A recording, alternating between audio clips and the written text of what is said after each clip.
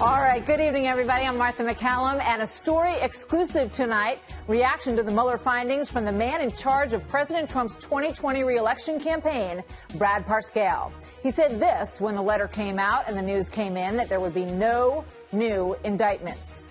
Quote, today marks the day that President Trump has been completely and fully vindicated by special counsel Robert Mueller, exposing the Russia collusion conspiracy theory for the sham that it always was and catching Democrats in an elaborate web of lies and deceit, he said. And last night here on The Story, Congressman Eric Swalwell made it clear that his opinion was not impacted whatsoever by the findings or the 2-year investigation. Just because he's not been criminally indicted for collusion doesn't mean he has conducted colluding types of behavior with the Russians. Meanwhile, Democrats are getting ready to call for 10 years of Trump financial records, and they say that Mueller's no decision on obstruction is worrisome to them. Brad, welcome back to The Story. Thanks for coming in tonight. Good to have you. Thanks for having me on again, Martha. So let's go through some of those points. First of all, Eric Swalwell, you saw on the show last night. Clearly, basically it was as if we were talking prior to the Mueller report coming out. Well, I think they want to stay with that and dig into all those lies. I mean, they had played it so hard for 2 years and were so convinced they had so much information on the stuff, and when it just ended up being nothing, that it just was a complete talking point from people who just couldn't take on the president for his own agenda, and they needed to come up with something, and they're still trying to dig in. So it's going to come out in a few weeks, is what we're hearing. And the other, sort of point to discuss here on this report is the lack of a finding with regard to obstruction, because when the report does come out, everybody's going to comb through the whole thing, and they're, going to pull out and look at different points and say, well, look at this, look at that. I mean, look, it's clearly a 100% exoneration for the president, for the campaign, and for all the people that were associated with it. It's very unfortunate. I mean, so many families, so many people, so many staff of mine had to go through so much. I mean, from being vilified to legal fees. They weaponized this system in such a poor way, and they created so many lies to do this. And there's friends and families all across this country where they can't even sit at dinner with their friends because people believe this false narrative. And I think that's a cloud now taken off of us. Yeah. In terms of this new call that was reported today for 10 years of financial records, and you've got the Southern District of New York investigation is still going on. How much do you, at the campaign and the president, worry about these remaining investigations? First of all, I've always been actually somebody to tell the president not to worry about this. I think the American people see through what they're doing. I think that this will actually the release of the Mueller findings will actually help our polling numbers. I think it's going to continue to help with independents and people who maybe believed that false narrative and now go, wait, I've been lied to. I think you see that on some of the TV shows and the new ratings coming out. People are already going, hey, this isn't right. We were lied to. I think that overall, if the president keeps doing his agenda, he keeps fighting for the American people, he's going to be in a great place for 2020. I continue to say that, there are a lot of the national poll numbers are skewed in some ways, and where it matters. So approval's at about 43% in most of the polls. And you just mentioned independence, which has dipped over the past several months. Approval versus generic ballot in like an actual election are two different things. If you ask the question in different ways, do you approve of the president's agenda versus other things? Numbers skew all over the place. It's one thing to say, oh, I just don't approve of everything he's done. But well, would I still vote for him? Yes. I think the president's in a clear path right now for victory for 2020. I want to get into the data and all of the campaign stuff in just a moment. Lindsey Graham said this about President Trump. He spent some time with him the other day, and I know that you have also spent time with him recently and see him a lot. Graham said he's amazingly calm. I think it's literally driving people crazy that he's got a little discipline. I told him, if you really want to screw over your enemies, just be quiet for a while and be happy. What can you say about the president's mood and how it may or may not change the kind of things he tweets about with this off of his back? Well, I spent a lot of time with the president, obviously. He spent time on the phone. I will tell you in the last few days, it has been a giddy situation for the most part. I mean, think about for 2 years just be attacked for something that you had nothing to do with, and then all of a sudden be completely 100% exonerated. I mean, that's a good feeling. And by the way, it's a good feeling for this president because now we can talk about the things he's done. I think and I agree with Senator Graham, He's a calm person. This narrative that he is somehow out of control all the time, it's hilarious. I've sat at the White House with him. Well, that's interesting.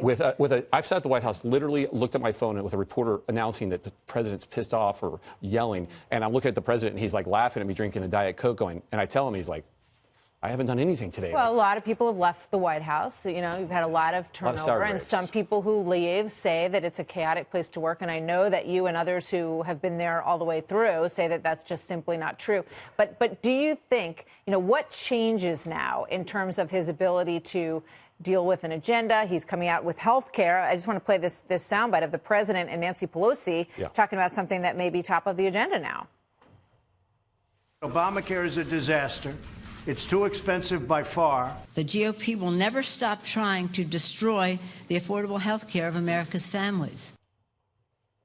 Look, I think the president cares about having affordable and good health care for America. And really, the big thing is, do you really want, and I think, do moms across this country want to lose their private health care? Do they want to lose the ability to have government bureaucrats choosing what's best for their children? Look, I think the president's worried about the future of health care. He wants it to be better. I think the only reason Obamacare didn't crash into the sea is because what HHS and Alex Azar has done over there to save a sinking ship, and what the president has done with the administration to say, we got to make sure we got to right side this ship. Well, reports are that Republicans were caught off guard by what he said, and that Azar also was not in the loop on this plan to take on health care again. Look, I don't know exactly how it went down in the White House. I'm not sitting there all day with him. I will tell you this president this is a promise he made, a promise he's going to keep. And I think he's fighting for the American people. And I think this fight is a fight that he promised to give. He said he wanted to do this. And I think it's about getting the best health care for the American people. And if he says the Republican Party is going to be about getting great health care for the American people, one thing I know that he will do it. But when you look at your polls, because I know that you poll all these individual items with people and individuals rather than large demographic groups and where they live and all of that, how are you going to make health care work for your candidate? Well, health care is important. So I think the argument is health care has to be broken down to a lot of things. People say, do you care about health care? Yes, it's a high, strong item. Now, when you poll and you say, do you want government bureaucrats to run your health care? We're on the right side of this issue significantly, meaning they don't want that. They don't want to stand in lines. I mean, look at what happened to the VA. I mean, the VA was being government run. Is that what you want? No, it was when President Trump brought back in, private health care and made the choice. Did it start to improve? And I think those are important issues. And I think the president cares about health care, and he doesn't want to see the skyrocketing costs. And I believe HSS has done a great job of preventing those. When the president took over his administration, they were on a one-way down, to the bottom, and and high prices, but crashing the healthcare system. And I think. But if the president puts himself out there and says we're going to fix this problem, and they don't fix it by the time the election rolls around, and people feel, Republicans and conservatives feel like they got the rug pulled out from under them again, that's going to be problematic. I think the president is going to do anything he can to fight for the healthcare system and for the health and welfare of these American people. And I think that's what he's going to do, and he's going to keep his promise. And look, I've always said he's the captain of this ship, and if that's the fight and that's where he wants to go, I'm with him 100%. So with regard to data, there was a feeling throughout the course of this investigation, I know they talked to you, that somehow your ability to understand who was out there and to pin it down was exactly what the Russians needed, and that they wanted to figure out how to do that too. Here's a soundbite by Hillary Clinton suggesting that the Trump campaign was connected with the Russians on this. Watch. The Russians could not have known how best to weaponize that information unless they had been guided. And here's guided by Americans. Guided by Americans. But you're leaning Trump. Yes. Okay. Yes, I'm leaning Trump. I think it's pretty hard not to. It's got to be talking about you. Yeah, I think Hillary looked for any excuse she could to understand why she was completely annihilated by the Trump candidacy and the presidency. Obviously, the Mueller report found nothing of this, not one single instance of anything. I think also I have never seen proof. I've never seen one media outlet that said they had proof. I've never seen one of these congressmen that get on and say they have so much proof ever show something.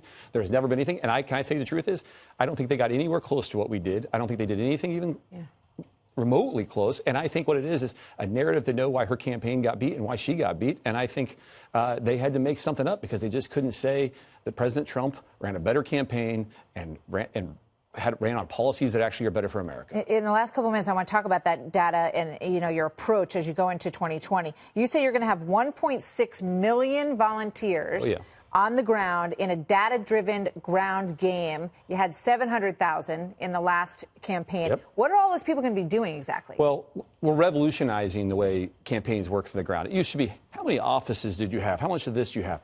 And now we're putting a data-centric effort on that. Now, look, there are certain things that need to be door knocked instead of said an ad. You can't teach the First Step Reform Act, the great policies that Jared Kushner has passed for reform, of prison reform and getting people back into the system.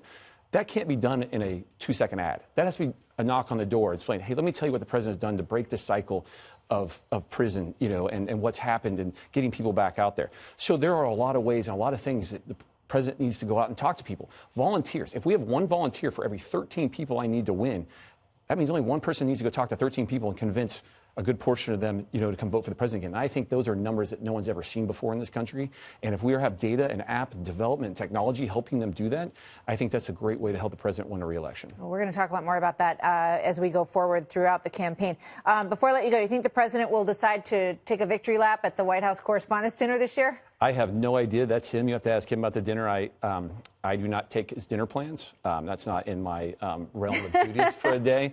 I will tell you that I think the president will take a long victory lap because he deserves it. Because no president deserves this. No president has ever deserved, and no person deserves what happened in the last 2 years. Was it right for the White House to send out a letter saying, these guests all lied about the Russian collusion story, and if you have that was actually the campaign that did that. Yeah. And I think it is right. I think these people got a free pass on TV for coming up in line. I think they still do. And I think last night you tried to put that in place and say, these are lies. I loved your serious comment. I always mix it up with Eric Swalwell, and we hope he'll come back and mix it up again. Well, I'll come back. And good. We love having you, too, as well, Brad. Thank you very much. Thank you very much. Good to see you tonight. Thank you, Martha.